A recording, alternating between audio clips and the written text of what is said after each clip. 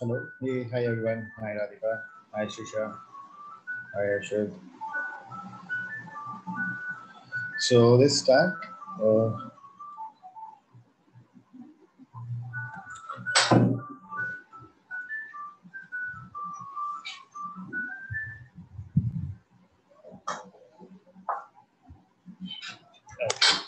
so let me just share my screen.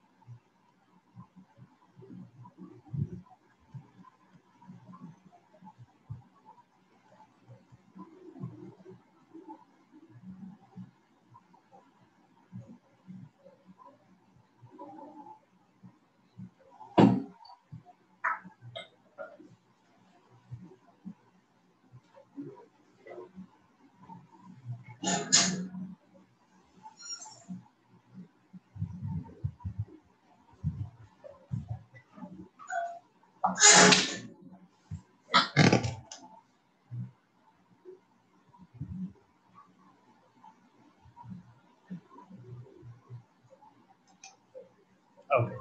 So let's get started now, right? So yesterday's session, what we were doing was we had talked about we were talking onto the part of the sampling, right? How the sampling happens. So we talked about the three rules, right? So whenever a sampling we do, so what we do is we make sure that the sampling should be random, right? We should make sure that we take enough sample, the minimum size of 30.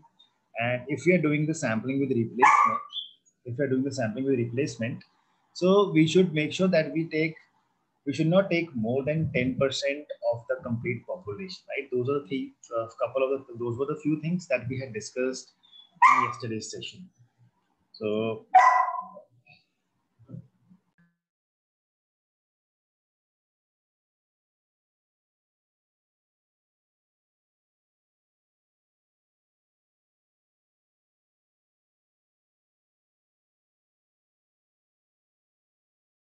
So now what I'll be doing is we will be talking something about that how that the sampling that we do, how do we use that sampling data to understand a certain things about the population and how do we make certain judgments on that.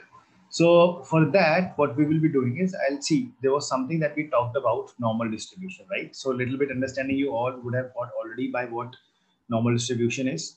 And normal distribution is the bell curve where we say that we have similar type of a data on the higher and the lower side, right? Like for example, the high, some example that we can take is that the bell curve is seen in the exam results. The bulk of the students will score average. So most of the students will score average. There will be very small percentage of the people who would have scored very less and very small percentage of people who would have scored very high, right? Some examples, right? Suppose heights of the people. So when you measure the height of a person, so what happens over there is you would have seen that the most of the people will be of average height. There will be very few people who will be very short and very few people who will be very tall, right? So that normalization is something that is something that is used everywhere.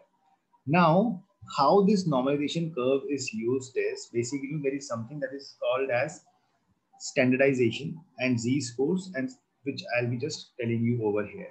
So we will be talking about normal distribution, standard deviation, and empirical rules, something about that.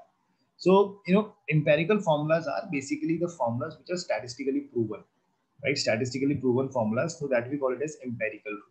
Now, what that empirical rule says is, remember when we were talking, when I was showing you a small example, when I was showing you an example on that, when I was showing that example of the central limit theorem yesterday, that we calculated the mean, then we took a sample, then we again calculated the mean and standard deviation.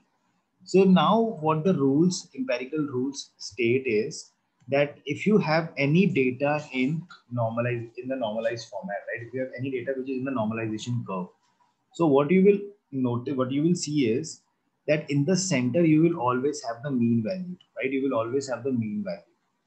And on the left and the right hand side, you have the standard deviation, right? This is called as deviation. So we calculate the standard deviation on the data. Standard deviation is the deviation in the deviation in the data around the mean. That is called as standard deviation. Okay. So, you know, if I say that the mean value is, if I say mean value is 5 and the standard deviation is 2, what will you understand by that? If I say standard deviation, the mean value is 5 and the standard deviation is 2, what do you interpret by that? What is the meaning of this 5 plus minus 2? That means the data is having a variation of 2, that is 3, and then 5 will be the average, and the next data point will be 7. And from Right? 3 to 7 will cover 68% of the data. So basically what we say is that if the average value is 5 and the standard deviation is plus minus 2, that means the data is lying within the variation of 3 to 7, right? You can have a lower value on the side of 3 and higher value on the side of 7. That is what we understand by deviation. So deviation happens on both the sides, left and the right hand side both.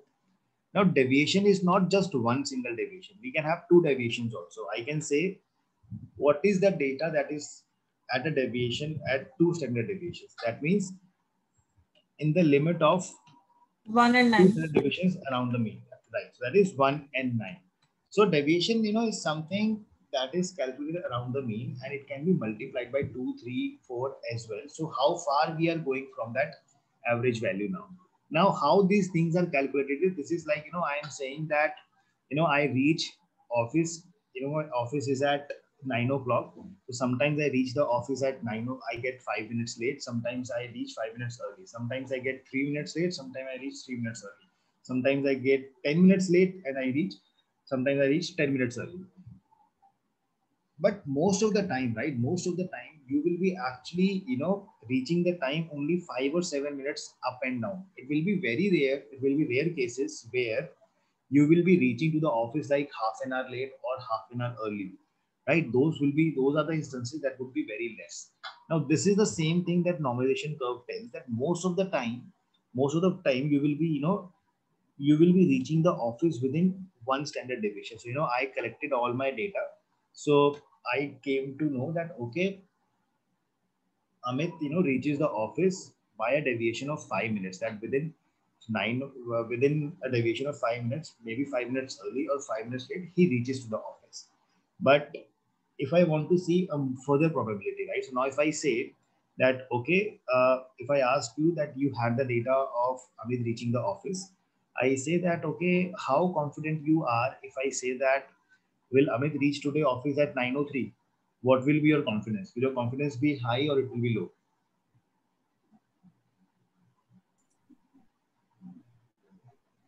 Okay, maybe I'll twist the question.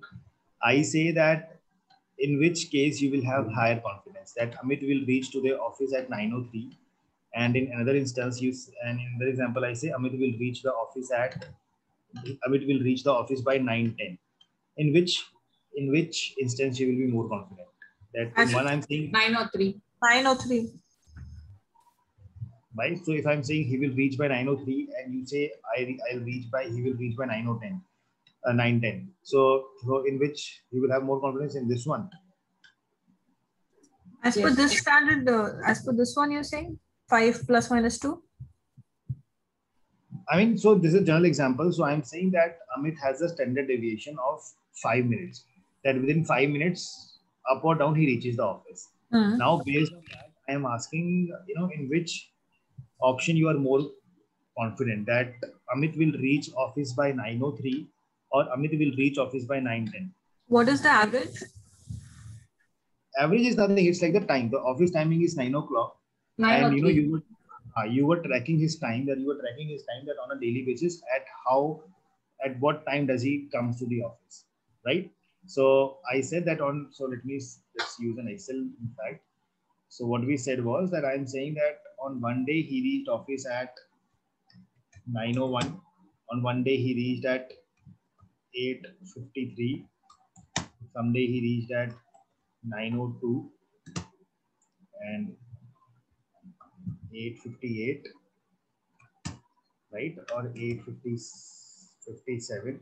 So this is how you were, capturing these different times over here. Now you found the average that, see now mean is like 9. That is the time that he should be reaching the office. Now you found, right? So you found a deviation of plus minus 5. That he sometimes reaches the office between 8:55 to 9:05. That is the time that you have observed. Now, if I say that the deviation is of plus minus 5, now if I ask you in which scenario you will be more confident that you have to tell that today Amit will reach office he will reach office by 9:03. 9:03. Yes, in that scenario it will be 9:03. Okay, so you will not be only thing you will have more confident that 9:10 because you are taking a bigger range. That he will reach the office by 9:10. That I am more sure now. You are waiting for your friend who by 9:10 I'll be 95% sure you'll reach office. But by 9:05 I'm 68% sure. So your shorty will increase now. Yes, shorty will increase by increasing standard deviation by 2 points. So see, right now I'll not talk about that 95% confidence level in intervals because I'll be coming to that in a little bit of a later part. So first of all, I'm just trying to set up the base. So if I say that you were waiting for a friend who always gets late, you know that he every time gets late by 20 minutes. So definitely if you are waiting for him and you have given him the time of 10 o'clock, so you know that, okay, he has that deviation of 20 minutes. Okay, by 10:20 he will come. But if I take the time that 10:30, that by 10:30 definitely he will come up. Your confidence will be more that at least by 10:30 he will definitely be here. And if you further increase that by 10:40, yes, he will definitely be here. Like 10:40, he will reach my place, right? So as the more you are going away from your average value, your confidence is increasing. Can I say that? Right? Because you were capturing his daily time that he gets late by plus minus 5 minutes. Now, if you have to tell that, okay, will he come by 9:05? Okay, you will have some level of confidence that, okay, he will come. But if I increase that time, that will he be here by 9:10? Definitely you will have more confidence in you that yes, by 9:10 he will definitely come. Right? And if I further increase it 9:15, yes, because you will say that, okay, there was, last month he actually came at 9:30. So I think if I keep the margin of 9:20, definitely by that time he will come now. Right? So as we are going away from this average value, we can actually see that our confidence is increasing. So this is what we call it as deviations, right? What we are doing is we are more and more, we are moving from the average. Our confidence is increasing that, okay, our data point is going to lie within that ratio. So now this is the same thing that is being, showcased this is the same thing that is shown on the normalization curve also, right? When you create a normalization curve, so what this normalization curve says is that when you plot the data on a normalization curve, where in the center you will have the mean, median, and mode. I just want to say, we don't have this. So what happens in that in the normalization curve is that 50% of your data, they lie on the right hand side of the mean, and 50% of the data that will lie on the left hand side of the mean. Okay, and on a normalization curve, what we do is basically, if I give you a data, right? Suppose if I give you the data of the speed, maybe the time only. Suppose if I give the data of this time only, that Amit gets late by plus minus 5 minutes, right? That is deviation. Similarly, if I give you another example, we have in a class of students, the average height of the student is 165 centimeters with a deviation of 3 centimeters, right? So that means the height of the student will lie between 162 to 168. That is what we understand by this, right? So the average height of student is 165 with a deviation of 3 centimeters. Or maybe if I give you another example, the average weight of the students in the class is 50 kg with a standard deviation of 5 kg. That means plus minus 5 up and down. So the different examples that I'm giving you over here, when I give you the example of weight, what I'm saying in this case is average weight is 50 and standard deviation is of plus minus 5. Right? This is what I'm saying over here, that the deviation is of plus minus 5. And now when I say example of height, I am saying average height is of 165 centimeter with a standard deviation of, I say 3, that they have 3 centimeter up or down. So if I give the example of reaching office, I am saying on an average Amit gets late by 5 minutes. He reaches the office by 9 o'clock with a plus minus of 5 minutes. Now this is again a standard deviation, that within 5 minutes he reaches the office. Right? This is the standard deviation that I am giving for the different calculations that I made. Now what this what this normalization curve tells is that if you have a standard deviation of plus minus 5, suppose this is the average. So average, I will call it as, if I'm talking about weight, I'm going to call this as 50. Okay, if I'm creating a normalization curve of height, I'm going to call this average as 165. Okay, if I create a normalization curve of reaching the office, the average value is, that is, he has to reach the office at 9 o'clock. This is the mean over here, where Amit has to reach the office at 9 now. So on the left hand right side, right, on the plus minus, we keep the standard deviation. What was the standard deviation over here? That was of 5. What was the standard deviation over here? That was the standard deviation of again 5, plus minus 5. Amit, I have a question. Uh-huh. In all these cases, we are assuming that the data is normally distributed.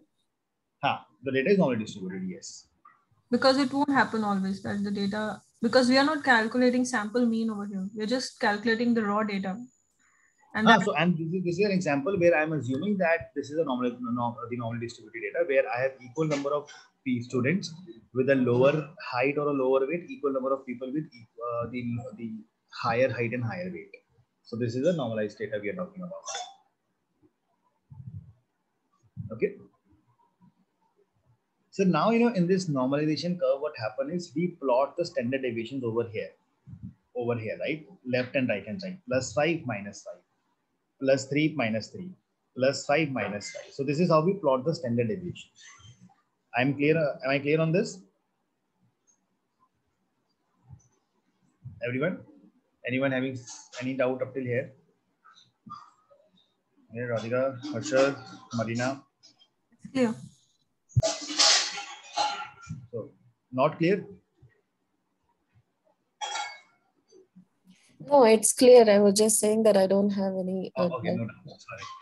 Okay. See, if you see over here in all the data points, standard deviation is different. Standard deviation is different.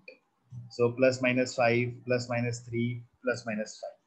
So, what we have in statistics is we have something called as Z-score. Z-score is called as score of standardization. Right. So now in all the different examples, what we can have is we can actually have different, the values of standard deviation. So what we do is we bring all these standardization scores at the same level. And how do we do that is, so what we do is we have a formula of Z-score, where what we do is we bring all the standard deviation into at a normalized or a standardized level. So the formula for that is x minus mu divided by sigma. So basically what we do is we try to convert these standard deviations into a normal format, and we try to convert this data into a normal standardized format. Say suppose now I say that the average weight is 50, standard deviation is plus minus 5. So how many deviations am I away from the mean? How many deviations am I away from the mean? That will be 1 deviation, right? So when you calculate the standard deviation, so what we do is we call that standard deviation as 1 deviation. Okay, this plus minus 5 is something we call it as 1 deviation. And this also is 1 deviation, that I am talking about 1 deviation right now over here. Now, if I say this is the average value and this was the standard deviation, and I am saying what is the chances that if I'll pick any student from that group, his height will be, his weight will be 60 kg. So how many deviations am I away from the mean? 2 deviations. 12. 2. 2 deviations. Yeah.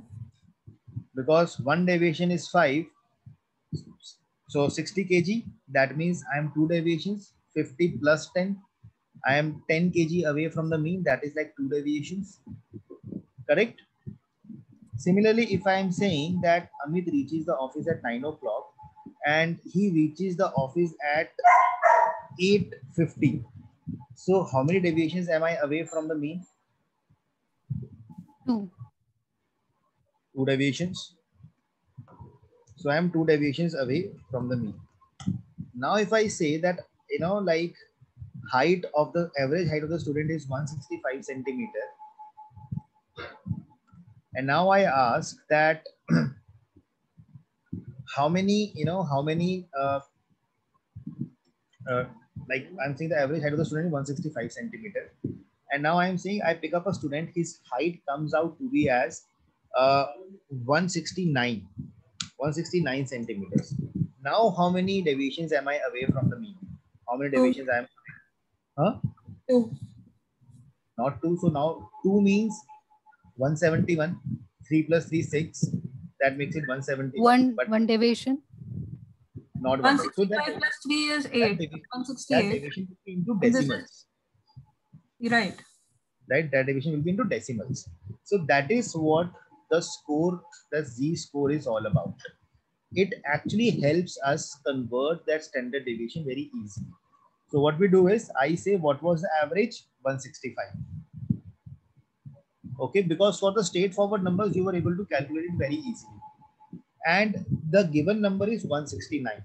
So I will say equal to 169, the given number, minus the average, that is 165, divided by the standard deviation, that is 3. Right? This is how I will be able to calculate the exact standard deviations. That means I am 1.33 deviations away from the mean. Okay, I am 1.33 deviations away from the mean. And if you follow the same thing, when I have, if I am saying I am 171, I pick up a student, his height comes out to be, his height comes out.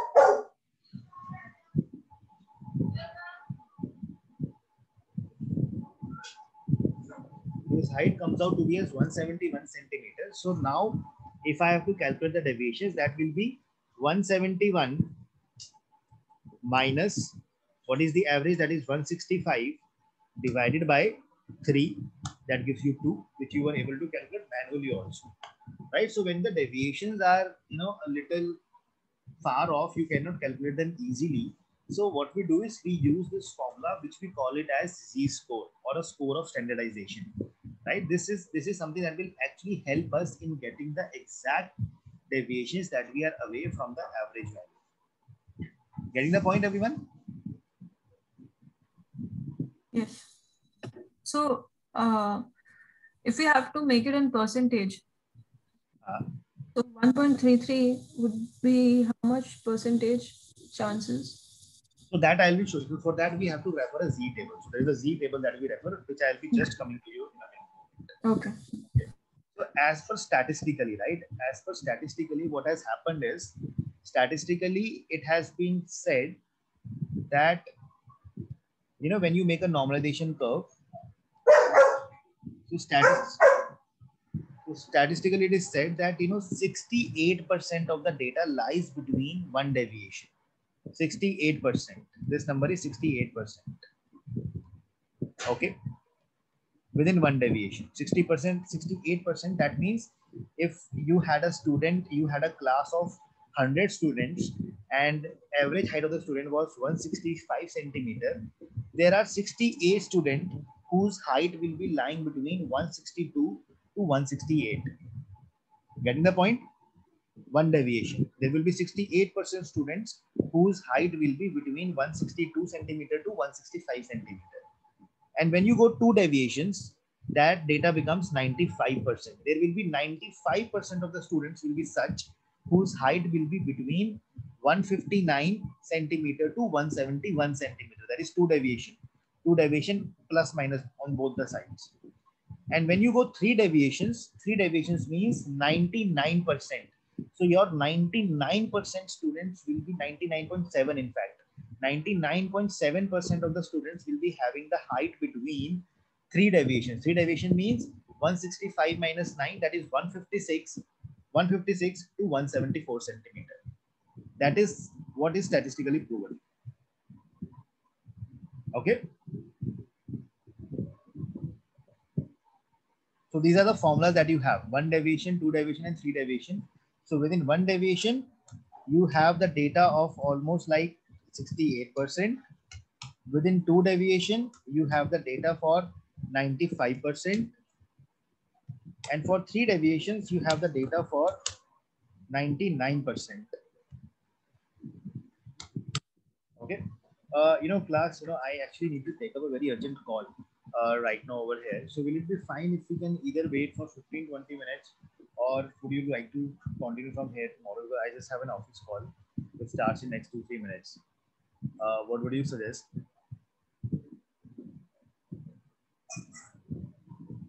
Will you like to wait for, or maybe you would like to continue from tomorrow? Either ways is fine. You decide. Maybe let's do it tomorrow. Tomorrow should be fine. The call can get a little delayed also. So tomorrow should be fine. Fine then, but this call just got set up today. Sorry? The call just got set up now? Yeah, actually I got this message over here, because it's I work with the US client. So they have this odd timings to work. So, okay. Just 2 minutes setup, they just dropped me in this email over here. But parallelly to that is, so I just didn't happen. Okay, sure. We can continue tomorrow. Let me do it tomorrow, or maybe let's do it tomorrow only.